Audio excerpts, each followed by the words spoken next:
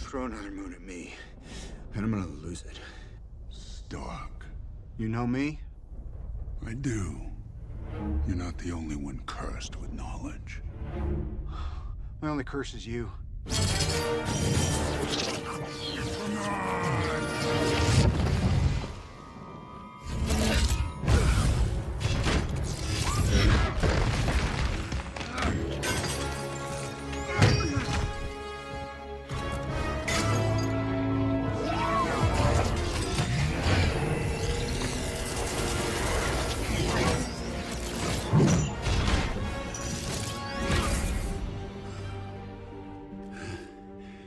All that for a drop of blood.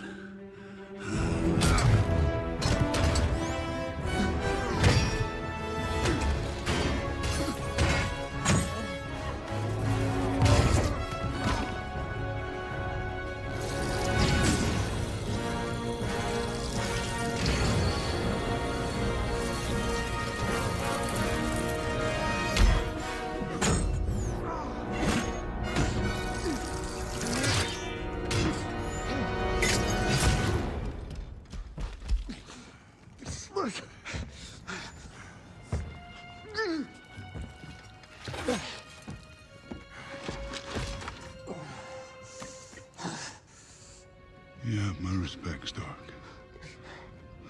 When I'm done, half of humanity will still be alive.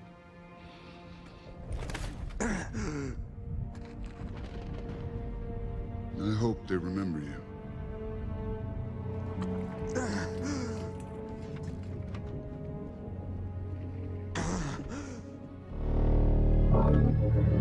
Stop!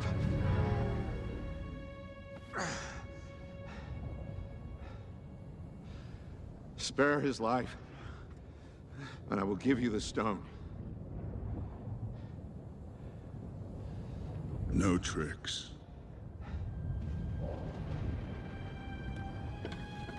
Don't.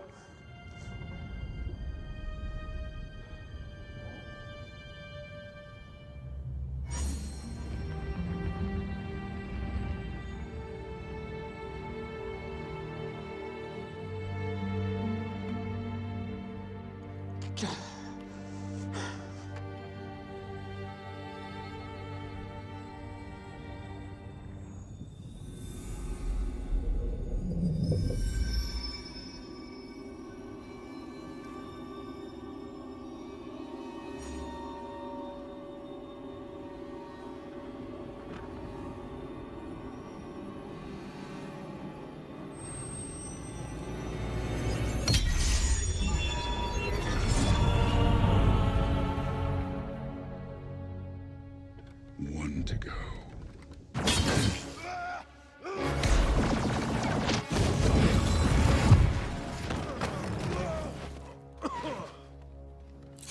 Where is he?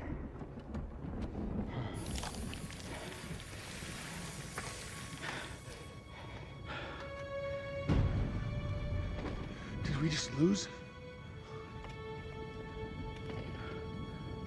Why would you do that? We're in the end game now.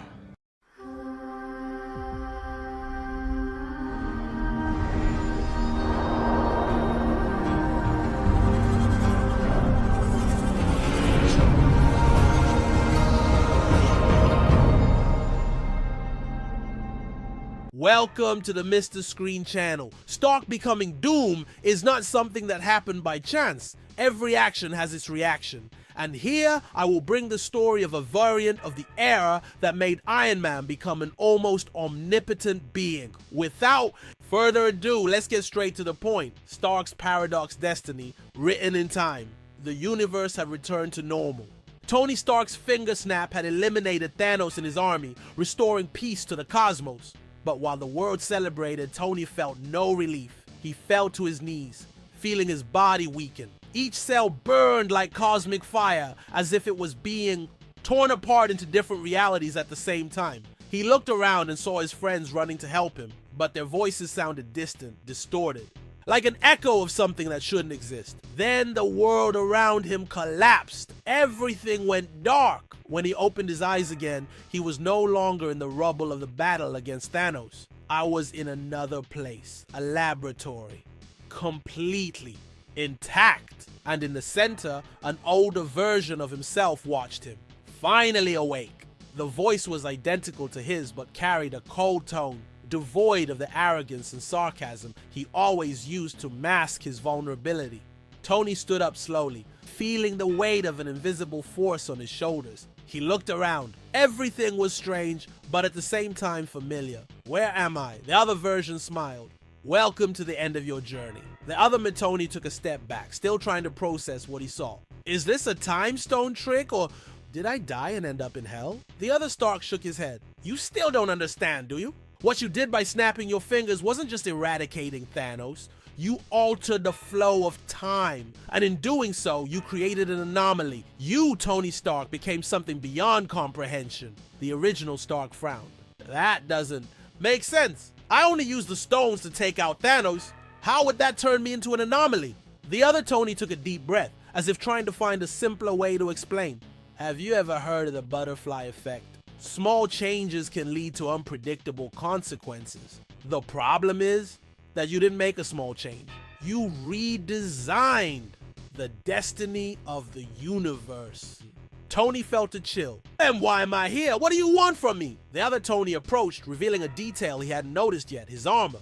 It wasn't the Mark 85, but something completely different. A black and gold suit with circuits shining like stars. I am you, Tony, but I'm also more than that. I am the end result of all your choices, and you are about to become me, the curse of time. Tony felt his mind spinning. He always believed that time could be manipulated, but never considered that it could be consumed for him. If I'm you in the future, then what happened to me? The other Stark crossed his arms. With each time travel, each change you made to defeat Thanos, you accumulated fragments of reality in your mind. Little by little, you became something the universe could no longer ignore. The timeline doesn't know what to do with you, so it's trying to fix you. Tony felt a chill run down his spine. And how does it end? The other version smiled sideways. Two ways. Either you accept your destiny and evolve into something beyond human, or the universe gets rid of you. Tony didn't like either option. This is crazy. I can fix this. The other Stark laughed. That's exactly what I said before I became Doom Stark. Tony's expression froze. What?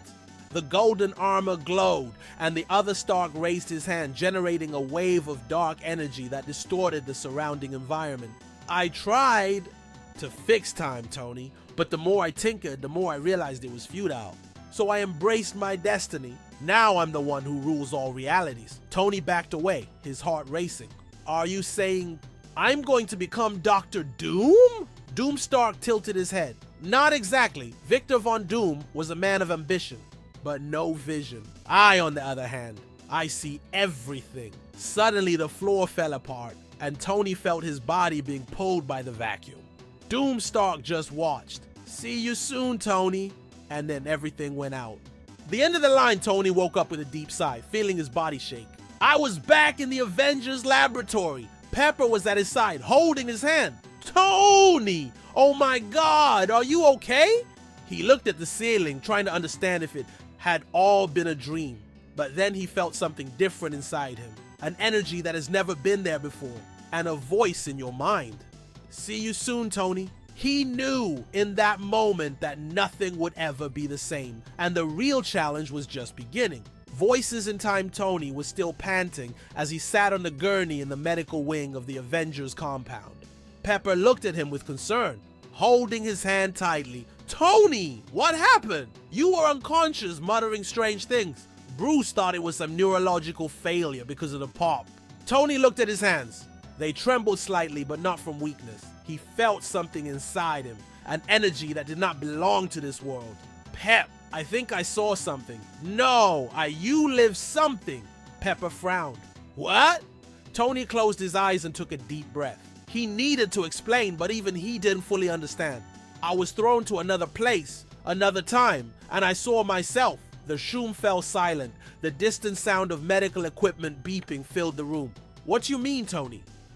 Pepper asked, her voice thick with concern. It was me, but different. I was wearing gold and black armor. I talked about things that didn't make sense, but at the same time they did. It was as if I had become something other than human. Pepper squeezed his hand.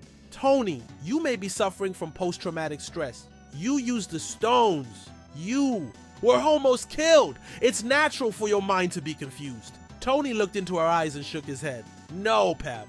This wasn't a delusion. I felt every second of it. I saw what I would become, and it wasn't a good thing. At this moment, Bruce Banner entered the room holding a tablet. He looked hesitant. Tony, there's something we need to discuss. Tony raised an eyebrow. Ah, great, because I'm already dealing with enough existential crises.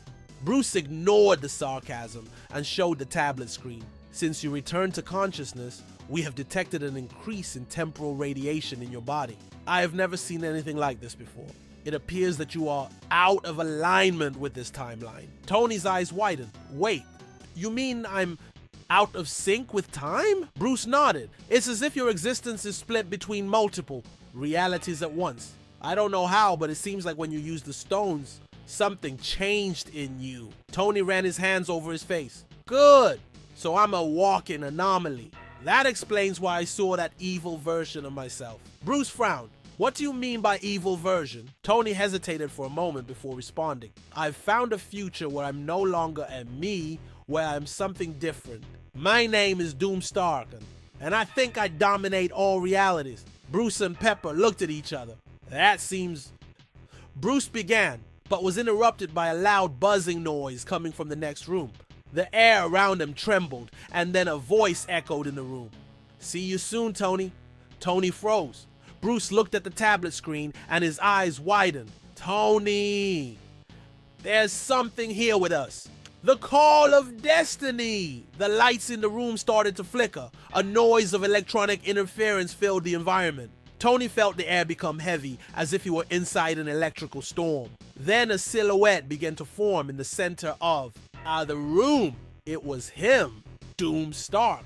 The golden and black armor glowed with pulsing circuits, as if it were a living organism. His helmet had a similar design to Dr. Doom's, but still preserved Iron Man's features. Finally, we are face to face. Tony took a step forward, trying to ignore the shiver running down his spine.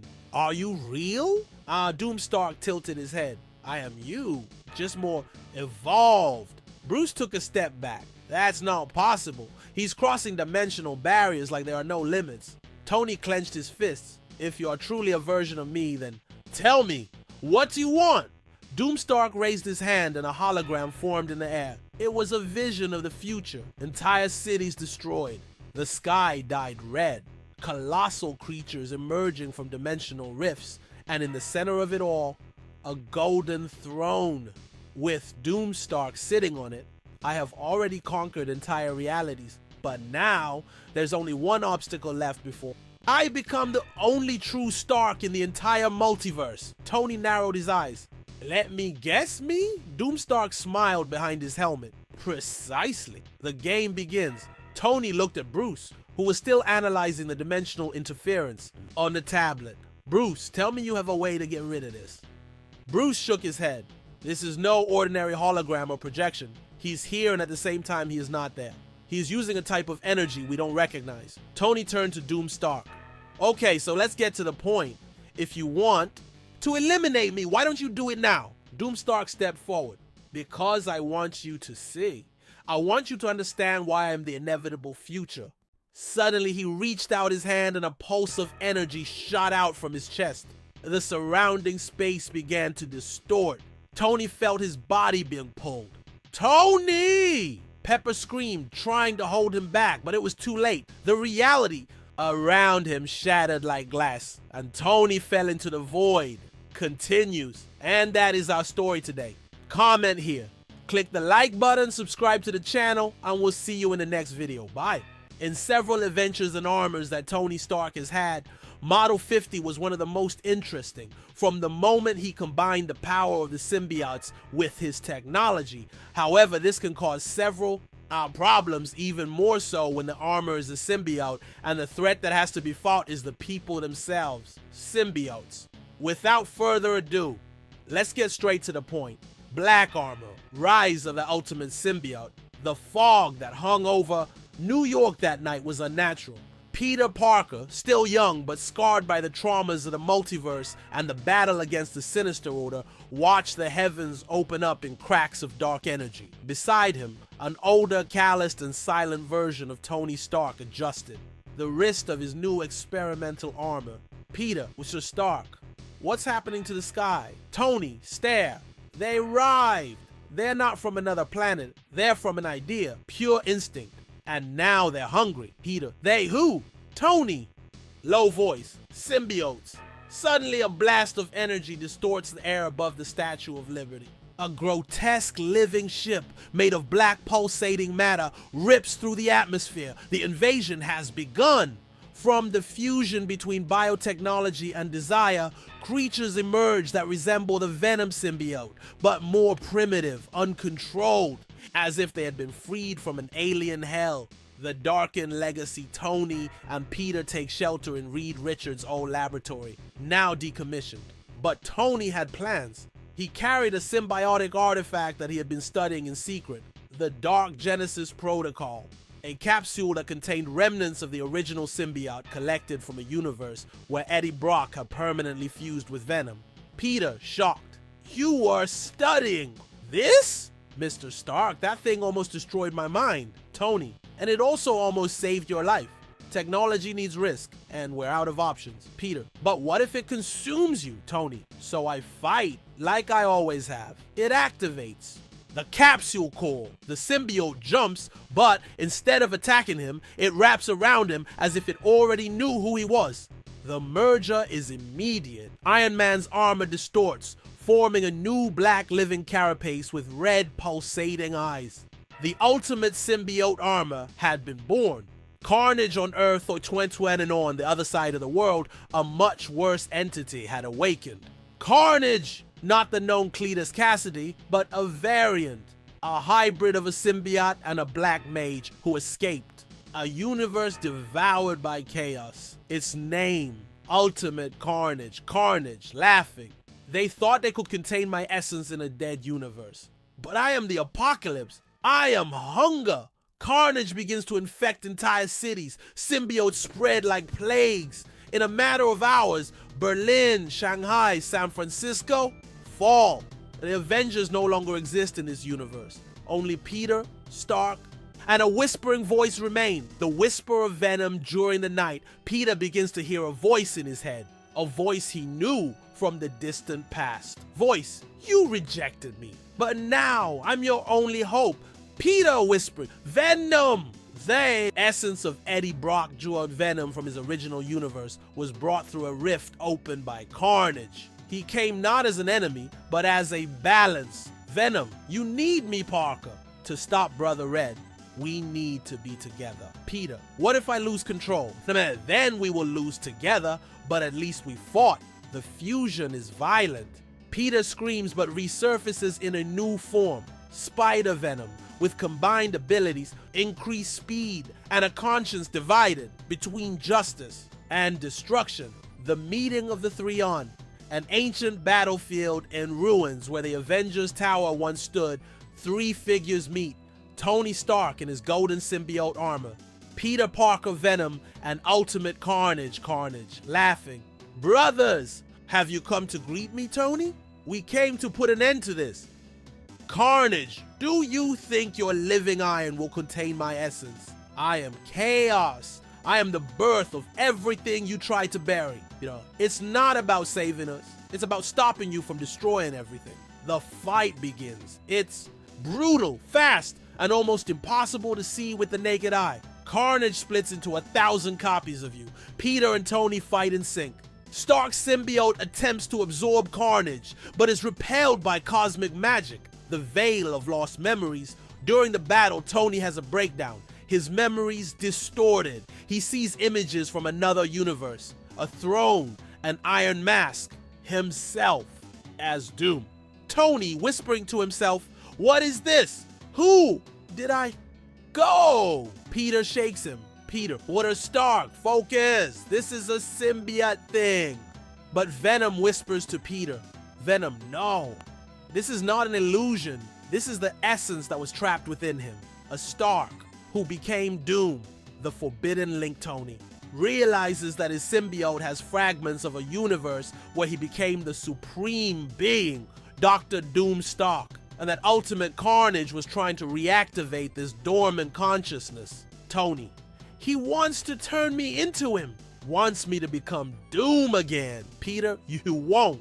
You're Iron Man, always have been. Tony, then let's prove it. With a new protocol activated, Tony synchronizes his mind with Peter's. Both merge into a new form of technological symbiosis. Iron Venom, with the combined powers of speed, strength, technology, and symbiosis. The last scream. The final battle is fought in the ruins of the symbiote multiverse, a field where reality and nightmare are confused. Ultimate Carnage, now in gigantic form, summons the core of Planet Symbiosis. But Tony and Peter united channel all the power of the fusion. Carnage, you are not gods. Tony, voice echoing, no, we're men, but men with a choice. The explosion of energy that occurs after the joint attack destroys Carnage's essence. The symbiote planet collapses. The multiverse stabilizes. For now, the Dark Whisper. The battle against Ultimate Carnage had left deep scars on New York. The streets, once vibrant, were now shadows of their former selves, marked by debris and silhouettes from past battles. Tony Stark, still encased in his ultimate symbiote armor, watched the horizon with a lost gaze, while Peter Parker, now fused with the Venom symbiote, felt a growing restlessness within him. Venom, whispering in Peter's mind, "He's coming! The true god of the symbiotes." No. Peter, in thought, no? Who is that? Venom, the creator, the lord of the abyss, the source of all darkness that spawned our species. Tony noticed Peter's troubled expression and approached. Tony, is something wrong, Parker? Peter, Venom. He's talking about someone called No. He says he's the god of symbiotes. The mention of that name caused Tony's armor to react, pulsing with a dark energy. Tony, frowning. No, I've heard that name before. Venom. He existed before the creation of the universe, reigning in the void until he was awakened by the Celestials. He created the Necro Sword and began a war against the gods. Peter, and now he's coming here? No, I feel his presence approaching. He seeks to regain control over us all. Tony took a deep breath, processing the information. Tony, if he's as powerful as you say, we'll need allies. We can't face a god alone. Peter, but who would be willing to fight a cosmic entity? No, there are others who have faced No before. We need to find them before it's too late. Determined, Tony activated his communication systems, searching for signs of possible allies. The battle against Ultimate Carnage had been just the beginning. An even greater threat was approaching, and everyone's survival depended on the choices they made next. To be continued. And this is our story today. Leave your comment about what you thought. Click the like button and subscribe to the channel so you don't miss any more videos. Until next time, bye.